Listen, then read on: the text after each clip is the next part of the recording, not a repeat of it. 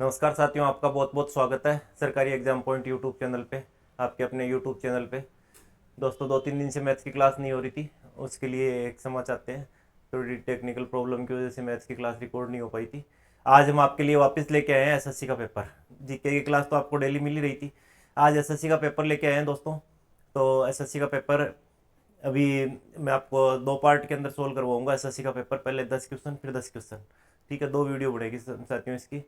तो एसएससी का जो प्रीवियस ईयर पेपर है वो क्वेश्चन सोल्व करते हैं अपन। मैं आपका ज़्यादा टाइम ख़राब नहीं करते हुए सीधे क्वेश्चनों पे चलता हूँ। तो आ जाओ डायरेक्ट आप क्वेश्चन पे। एसएससी प्रीवियस ईयर पेपर है। क्वेश्चन है बेटा, प्याज के मूल्य में 25% की वृद्धि होने से एक महिला 200 रुपये में 5 किलोग्राम प्याज अधिक खरीद सकती है, कम खरीद सकती है, तो प्रति किलोग्राम प्याज का बढ़ा हुआ मूल्य क्या है। आज का मूल्य भी पूछ सकता है, पहले का मूल्य भी पूछ सकता है। तो दोस्तों सीधा सा तरीका इसका ये होता है कि अपने को कोई मतलब नहीं है वो 200 रुपये में कितने खरीदती थी पहले, उस चीज़ से कोई मतलब नहीं है बेटा कितने खिलाती थी। बस अब फर्क क्या पड़ा है कि पहले वो 200 रुपये खर्च करती थी वो महिला, अब भी 200 रुपये ही खर्च कर रही है। लेकिन जितनी चीज़ पहले 200 में मिलती थी वो चीज़ तो 200 से 25% कम पे मिल जाएगी। तो बेटा 200 का 25% में निकालूंगा। पहले जितने प्याज 200 में मिलते थे तो 200 का मैं 25% निकालूंगा, तो 200 इंटू 25/100 करूंगा, तो ये बनता है 50 रुपये कम में। मतलब जो सामान 200 रुपये में पहले मिलता था,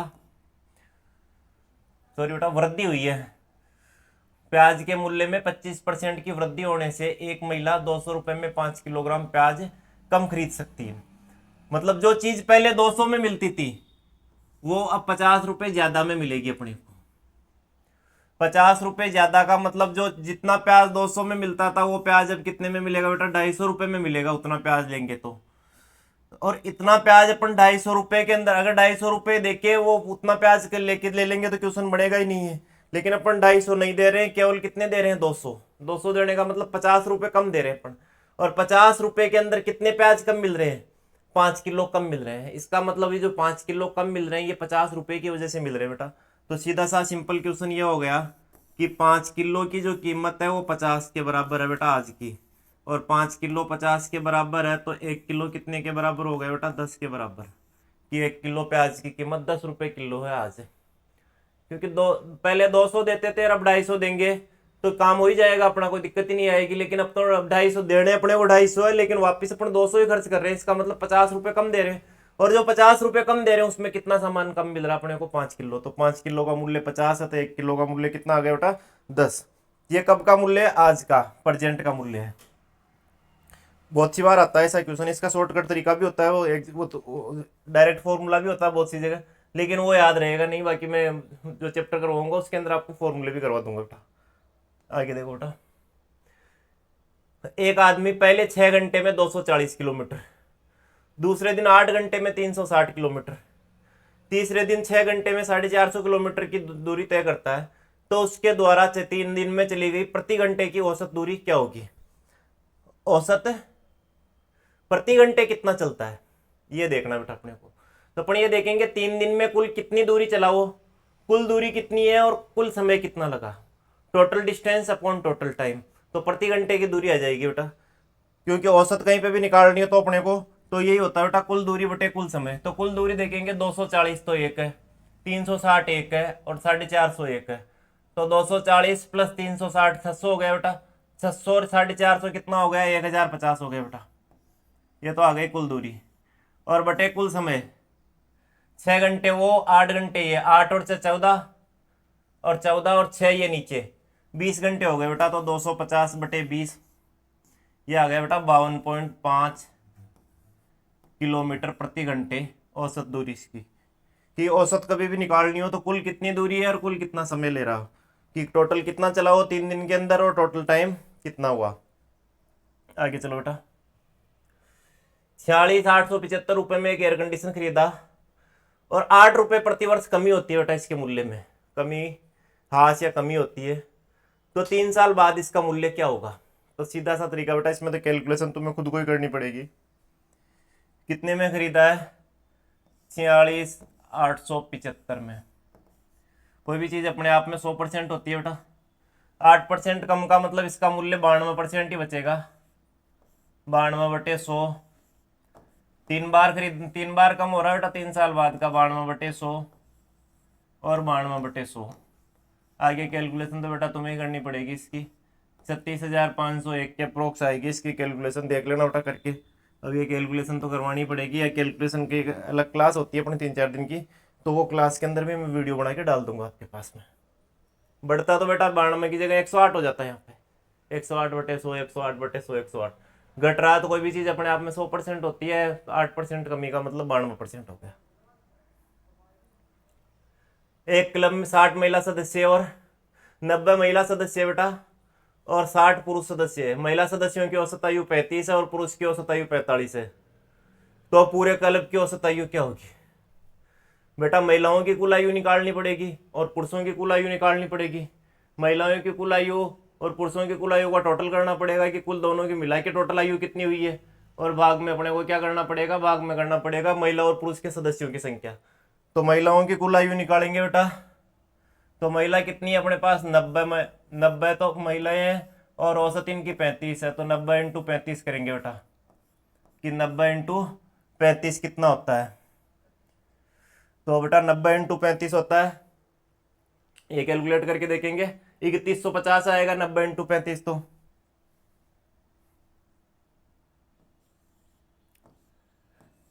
बेटा 35 का 9 से कर लेंगे 315 होता है, और 1 0 लग जाएगी।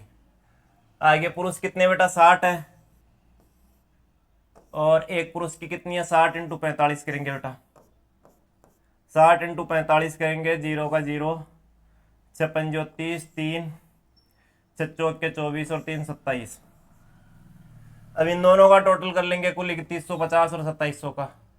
0, 5, 7 और 1 8, और बेटा 3 और 2 5, 5850 हो गया बेटा। और 5850 के ऊपर किससे भाग कर देंगे? 150 से, कुल पुरुष और कुल महिला। तो 150 से भाग कर देंगे बेटा 5850 पे। कुल पुरुष कितने थे अपने पास? 60, और महिलाएं कितनी थी? 90। तो 150 से भाग करेंगे बेटा 5850 पे, तो 150 से भाग करेंगे तो कितना आएगा? 39 आएगा बेटा। भाग में 150, 0 से 0, 15 तिया 45, 13 बच गया बेटा, 15 9 में 135, 39। ये औसत आयु आ गई कि महिलाओं की कुल आयु निकाल ली, पुरुषों की कुल आयु निकाल ली, और महिला और पुरुष सदस्यों की कुल संख्या से भाग कर दिया। एक व्यक्ति एक कार में 90 किलोमीटर प्रति घंटे की औसत चाल से 600 किलोमीटर, फिर 100 की चाल से चलता है बेटा 100 किलोमीटर, अंत में 25 की चाल से 50 किलोमीटर करता है, तो अपनी पूरी यात्रा के दौरान औसत गति क्या होगी बेटा? औसत चाल का वही तरीका, कुल दूरी बटे कुल समय। तो कुल दूरी बेटा देखेंगे, आगे 600 तो 1 है, 100 1 है, 700 और 50 1 है, तो कुल दूरी हो गई 750। कुल समय जोड़ेंगे बेटा, तो देखो 50 की चाल से 600 किलोमीटर चलने में कितना टाइम लगेगा बेटा? टाइम दिया हुआ नहीं है बेटा, यहाँ पे निकालना पड़ेगा। 50 की चाल से 600 किलोमीटर चलेगा तो टाइम निकालना पड़ेगा। 600 पे 50 से भाग करेंगे बेटा, 12 घंटे तो यहाँ पे लग जाएंगे इसको। आगे 100 की दूरी 100 की चाल से, तो बेटा 1 घंटा यहाँ पे लग जाएगा, 12 और 1 13। और आगे 50 की दूरी 25 की चाल, तो 50 पे 25, 2 घंटे यहाँ पे लग जाएंगे बेटा। तो कुल समय कितना आ गया बेटा? 12 और 1 13 और 2 15 घंटे। कुल दूरी आ गई थी 750, और कुल समय 15 घंटे, तो 15 पंजो 75। ये औसत चाल आ गई बेटा 50 किलोमीटर प्रति घंटे की। ये औसत चाल आ गई 50 किलोमीटर प्रति घंटे के। आगे चलो बेटा, 1 रुपए में 20 बटन खरीदे, 25% लाभ प्राप्त करने के लिए 1 रुपए में कितने बेचने पड़ेंगे? तो बेटा एक रुपए में 20 खरीदती है, तो एक को कितने में खरीदेगी? एक का मूल्य हमेशा रुपए ऊपर दर नीचे, ये एक का मूल्य 1/20 कहीं पे भी लिखा हुआ, तो इसका मतलब बेटा ऊपर रुपए नीचे दर है। कहीं पे 1/2 रुपए प्रति किलोग्राम कोई चीज लिखी हुई है, इसका मतलब हो गया बेटा ऊपर रुपए, 1 रुपए में 2 किलोग्राम। तुम्हारे भी समझ में आती है चीज तो, कि आधा रुपए में किलो होगी, 50 पैसे में किलो होगी, तो 1 रुपए में कितनी आएगी? 2 किलो आएगी। तो एक बटन का मूल्य हो गया 1/20। ये क्रय मूल्य है। अब अपने को 25% का लाभ चाहिए, तो बेटा 125/100। हानि चाहिए होती तो 75/100 हो जाता। ये एक बटन का विक्रय मूल्य आ जाएगा बेटा। 25 पंजे 125, 25 चौका 100, 5 से 4 बार, ऊपर 1 और नीचे 16। 1/16 का मतलब बेटा 1 रुपए में अगर 16 बटन बेचेगी तो रूबी को लाभ होगा 25% का। अपने को बताना ये 1 रुपए में कितनी बेचेगी, तो 1/16 का मतलब 1 रुपए में 16। अपना आंसर 16 आ जाएगा बेटा। चलो आगे। एक शंकु की त्रिज्या 5 है और तिर्यक ऊंचाई 16 है, तो कुल पृष्ठीय क्षेत्रफल क्या होगा? कैलकुलेशन तो तुम्हें करनी है बेटा, फॉर्मूला बता देता हूं इसका। त्रिज्या दे रखी है इसकी, त्रिज्या 5 है बेटा, और तिर्यक ऊंचाई कितनी है इसकी? 16। क्या निकालना बेटा? कुल पृष्ठीय क्षेत्रफल। तो कुल पृष्ठीय क्षेत्रफल होता है इसका पाई आर और एल प्लस आर, क्योंकि वक्र पृष्ठ का होता है बेटा पाई आर एल, और ये नीचे वर्त और जुड़ जाएगा तो पाई आर स्क्वायर और जुड़ जाएगा, तो सीधा ही मैंने लिख दिया पाई आर और एल प्लस आर। पाई का मतलब बेटा 22/7 होता ही है, आर तुम्हें 5 दे रखी है, एल प्लस आर ये दोनों जुड़ जाएंगे बेटा, तो 16 और 5 21, 7 तिया 21, 5 तिया 15, 22 का 15 से इंटू करेंगे बेटा, 15 दूनी 30, 3 30 और 3 33, 330 आ जाएगा बेटा। ये फॉर्मूले में तो मैं कुछ कर ही नहीं सकता बेटा, ये तो याद रखना पड़ेगा। शंकु का वक्र पृष्ठ का क्षेत्रफल तो होता है पाई आर एल, और संपूर्ण पृष्ठ का क्षेत्रफल होता है पाई आर और एल प्लस आर। आगे चलो बेटा। दो संख्याओं के बीच के अंतर उनका योग का 15% है। बेटा दो संख्याएं, एक एक्स है और एक वाई है, क्या कह रहा है? उनके बीच का अंतर, ये इनका अंतर बेटा, ये उनके योग का 15% है। ये तो दो संख्याओं का अंतर, और इनका योग क्या होगा बेटा? X plus y, x plus y, इसका 15% मतलब इंटू 15 और बटे 100, और ये इसके बराबर है, तो बेटा 100 को इधर ले जाके इंटू ही कर देता हूँ, चलो बाद में कर दूंगा मैं। क्या कह रहा था? दो संख्याओं का अंतर योग का 15% है, तो अंतर हो गया यही उनका योग और इसका 15%। काट दिया बेटा 3 और 20, अंदर इंटू कर दूंगा बेटा, 3 तो इधर हो जाएगा और 20 इधर जाके दोनों में हो जाएगा, तो 3x प्लस 3y बराबर 20x minus 20y। X Y को एक तरफ कर दो बेटा, तो इधर तो बच जाएगा 17x, और ये इधर आके जुड़ जाएगा, प्लस हो जाएगा बेटा, तो ये हो जाएगा 23y। अनुपात तो उल्टा होता है बेटा, x 23 और y 17, क्योंकि अनुपात तो उल्टा होगा, तो 23:17, 23:17 बोल दो बेटा, या 23/17 बोल दो, बात एक ही है। अनुपात उल्टा होता है बेटा हमेशा। 2x बराबर 3y का मतलब x 3 है और y 2 है। कुछ भी नहीं किया, जैसे कि उसने कह रहा था वैसा वैसा कर दिया अपने मन से। उन्हें कह रहा दो संख्याओं का अंतर, ये अंतर योग का 15% है, योग और उसका 15% बराबर अंतर के। आगे x और y का अनुपात निकालना ही है अपने को। 4 अंकीय सबसे बड़ी से बड़ी और सबसे छोटी से छोटी संख्या जो 36 और 48 से पूर्णतः विभाजित है। बेटा पहले तो क्या करेंगे, 36 और 48 का लघुत्तम लेंगे कि 36 और 48 का लघुत्तम कितना होता है। बाकी चीज तो क्योंकि इन दोनों का भाग जिस पे जाएगा, 36 और 48 का लघुत्तम लेंगे बेटा, तो 36 और 48 का लघुत्तम कैसे है? 36 और 48, वैसे तो 144 आएगा, फिर भी मैं लेके बता देता हूँ बेटा। 12 तिया 36, 12 चौका 48, देखो 4 तिया 12, 12 144। तो अपना क्वेश्चन ये हो गया कि ये दोनों तो कट गए बेटा यहाँ से, क्या क्या? ये तो कट गए यहाँ से। इन दोनों से पूर्णतः विभाजित होने का मतलब है 144 से पूर्णतः विभाजित होना। मतलब अपना क्वेश्चन क्या हो गया, आप देखो पढ़ो। 4 अंकों की सबसे बड़ी संख्या और 4 अंकों की सबसे छोटी संख्या का बीच का अंतर जो 144 से पूर्णतः विभाजित है। बेटा 4 अंकों की सबसे बड़ी संख्या तो होती है 9 9 9 9 4 बार, और 4 अंकों की सबसे छोटी संख्या होती है ये 1000। ठीक है, लेकिन अपने को चाहिए 144 का भाग होने वाली 4 अंकों की सबसे बड़ी और सबसे छोटी, क्योंकि 36 और 48 का भाग होना चाहिए, मतलब 144 का भाग होना चाहिए। तो मैं इस पे 144 का भाग करूंगा और देखूंगा क्या पोजीशन है, कितना घटाने के बाद 144 का भाग जाएगा। और इस पे भी मैं 144 का भाग करके देखूंगा कि कितने जोड़ने के बाद 144 का भाग जाएगा। फिर दोनों संख्या आ जाएगी अपने पास। क्या मैं तरीका बता रहा हूँ, आगे कैलकुलेशन आपको खुद को करनी बेटा। इसमें 144 कहाँ से आया, 36 और 38 का लघुत्तम। ठीक है, अब ये तो हो गई 4 अंकों की सबसे बड़ी संख्या। अपने को चाहिए 144 का भाग होने वाली 4 अंकों की सबसे बड़ी संख्या। आपको क्या करना है, इस पे 144 का भाग करोगे और जो शेष बचेगा वो इसमें से घटा देंगे। किसमें से, इसमें से घटा देंगे, 9999 के अंदर से घटा देंगे जो शेष बचेगा वो। ठीक है, और आगे क्या करना है, आगे करना है बेटा 1000 पे घटाएंगे, क्यों, क्योंकि एक भी जोड़ते हैं इसमें तो संख्या 5 अंकों की हो जाएगी। आगे बेटा तुम्हें करना है 1000 पे, ये तुम खुद ट्राई करके देखना, नहीं है वो तो कमेंट करके बताना फिर अगले वीडियो के अंदर। 1000 पे करना है बेटा 144 का भाग। ठीक है, और फिर देखेंगे कि क्या जोड़ने पे जाएगा, क्योंकि घटा नहीं सकते, घटाती है तो 3 अंकों की हो जाएगी। और फिर दोनों संख्या आ जाएगी अपने पास, और फिर क्या करना है, दोनों आने के बाद दोनों का अंतर बताना है। तो ये खुद चेक करके देखना बेटा इसका।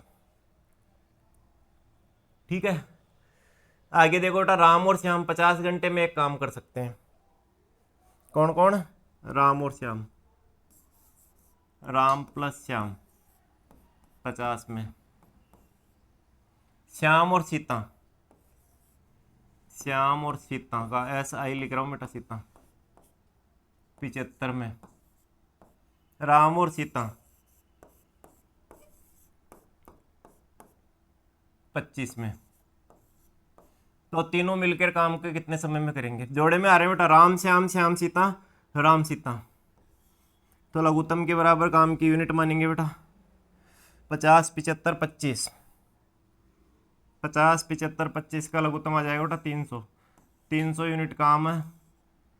50 से भाग करेंगे तो 6 4 और 25 से कम 25 12। ये काम हो गया बेटा एक दिन में।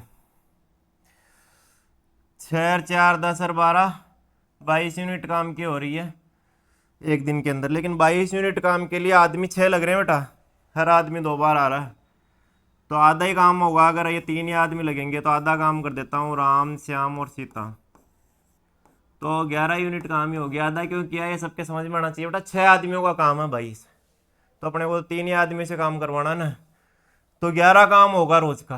काम कितना टोटल 300, तो 300 काम 11 के हिसाब से करेंगे, तो 300 पे 11 से भाग कर देंगे बेटा, तो आंसर आ जाएगा अपना 300/11। ठीक है बेटा, आधा क्यों किया है समझ में आना चाहिए सबके, क्योंकि ये डबल आदमी थे इसलिए 22 काम हो रहा था। आधे आदमी होंगे तो काम आधा ही होगा। पहले और चौथे का गुणा ये है बेटा समानुपात में, और दूसरे और तीसरे का गुणा ये है। तो बेटा समानुपात में होते हैं ना कोई भी अनुपात, A अनुपात B समानुपात C अनुपात D, समानुपात में होते हैं तो पहले और चौथे का गुणा और दूसरे का तीसरे का गुणा बराबर होता है। AC बराबर होता है BD के। ठीक है बेटा, तो अब क्या कह रहा है, पहले का चौथे से गुणा 70 है, और तीसरे और दूसरे का गुणा है 3.5x, तो मतलब 3.5x की वैल्यू किसके बराबर हो गई बेटा, 70 के। तो x की वैल्यू 3.5 का भाग कर दूंगा बेटा 70/3.5। इसका पॉइंट हटा के ऊपर 10 लगा दिया, ये हट गया, 35 दूनी 70, 20 आ गया बेटा, 20।